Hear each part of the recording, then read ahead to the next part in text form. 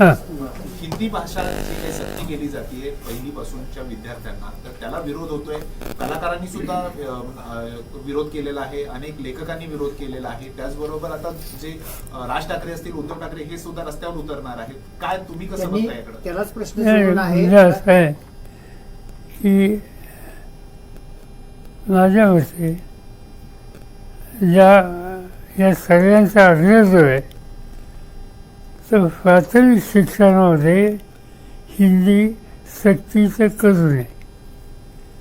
5वीच्या नंतर हिंदी शिकायला काही हरकत नाही. हिंदी देशातला एक मोठा वर्ग हिंदी भाषा बोलतो आणि त्यामुळं हिंदीला एकदमच त्याच ठरवायचं कारण नाही.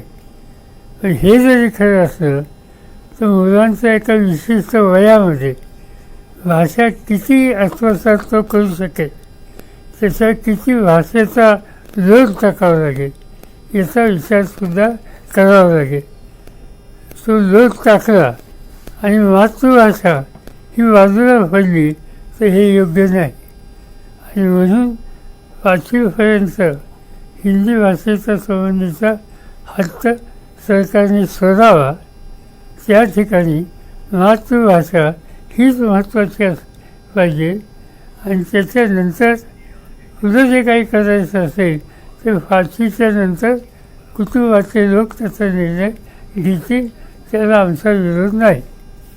पण आत्ता जे बाकीचे सगळे लोक जे बोलत आहेत की आता ठाकरे बंधू त्यांचे मी स्टेटमेंट आता बघितलं, ते काही चुकीचं नाही. त्या स्टेटमेंटमध्ये